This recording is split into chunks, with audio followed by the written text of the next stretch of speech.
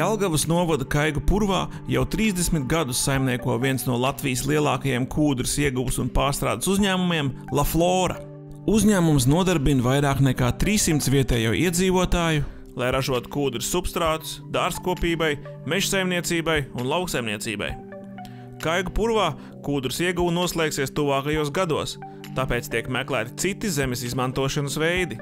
Iecerēta vēja elektroenerģijas parka izveide. Labdien!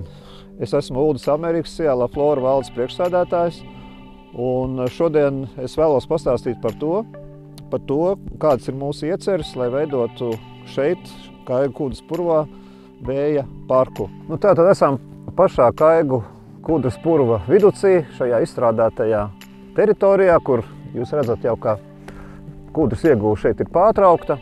Šī ir tāda nomaļa vieta, ko ieskauj meži. Un mūsu tas koncepts jau paredz to, kā šo zemi tālāk izmantot. Mēs neuzskatām sevi tikai par kūdras ieguvējiem, pārstrādātājiem, kas ražo visiem vajadzīgos, visā pasaulē vajadzīgos kūdras substrātus, lai varētu stādīt mežu, puķes un gal galā arī ēst garšīgus tomātus un gurķus. Bet mēs domājam arī par šīs zemes tālāko izmantošanu, un tāpēc mēs to savu nodarbu saucam par purvkopību. Es jau domās redzu šos lielās dzirnavas, kas griežās, un es jau redzu šīs siltumnīcas, kas šeit varētu būt, un ka mēs iedodam šai zemē jaunu dzīvību, un viņu dzīvo tālāk, jo purvs dzīvo tālāk, bet viņš turpina sadzīvot ar cilvēku. Un es domāju, tā ir tā lielā mūsu filozofija, ka šis vēja parks viņš tikai papildina šo vidi, šo dabu, viņš iedod varbūt tādu industriālāku skatu, bet kopumā tas dod gan cilvēkiem labumu, bet es domāju arī dod videi labumu, neskatoties pat uz tām pozitīvām lietām, ka tā ir zaļā enerģija. Tā kā visa tā sāls ir izmantošanā. Un šī vēja parka izveida, projektēšana, izpēte, tas man ir atkal jaunas zināšanas, jauns, dziļāks skats uz pasauli īstenībā. Un tas tikai bagātina arī mani kā cilvēku, un es domāju, ka tas dos daudz ko arī gan strādājošiem mūsu uzņēmumā, gan arī visiem novada iedzīvotājiem, gan arī Latvijas iedzīvotājiem.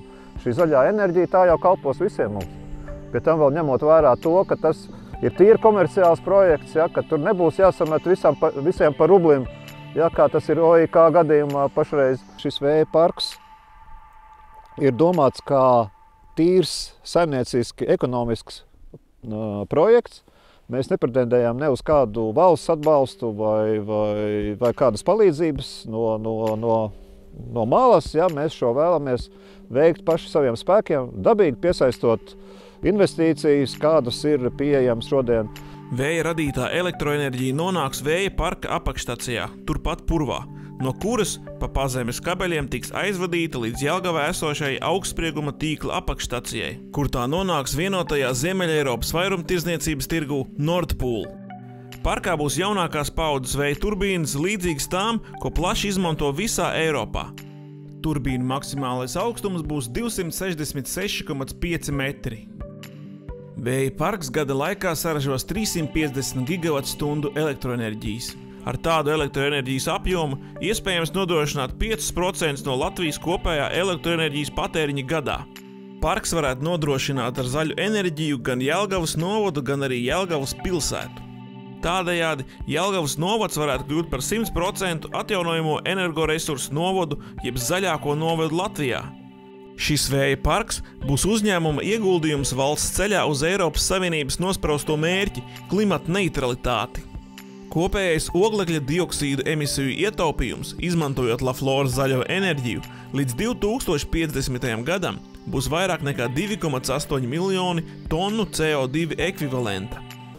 Saskaņā ar stingru normatīvo aktu regulējumu, starptautisks vides konsultāciju uzņēmums veicis vēja parka ieceres ietekmes uz vidi novērtējumu. Ietekmi uz vidi, dabu un apkārtnes iedzīvotājiem vērtējuši ornitologs, sikspārņa eksperts, biotopa eksperts, ainavu arhitekti, kultūra vēsturiskā mantojuma eksperti, hidrologi un ģeologi.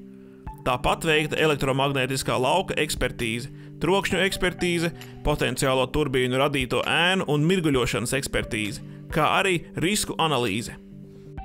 Pastāv daudzi dažādi mīti par vēja turbīnu ietekmi uz vidi un cilvēkiem, tomēr tiem nav zinātniska pamatojuma. Fakts ir, ka vēja turbīnu spārniem vējā griežoties tiek radīta skaņa, kas daudziem atgādina jūras šalkoņu, un mirguļošanas efekts, spārnu rotēšanas radītā gaismēnu maiņa, kas rodas, kad saule atrodoties zemu pie horizonta, apspīd turbīnas. Normatīvajos aktos ir skaidri definēts pieļaujamais trokšņu un ēnu ietekmes daudzums, un vēja parks plānots tā, lai dzīves kvalitāte nevienā no apkārtnē esošajām viensētām nepasliktinātos. Trokšņu kartē redzams, ka pat pie maksimālā iespējamā vēja turbīnu radītā trokšņa tas būs zemāks nekā tiek pieļauts Latvijas normatīvos.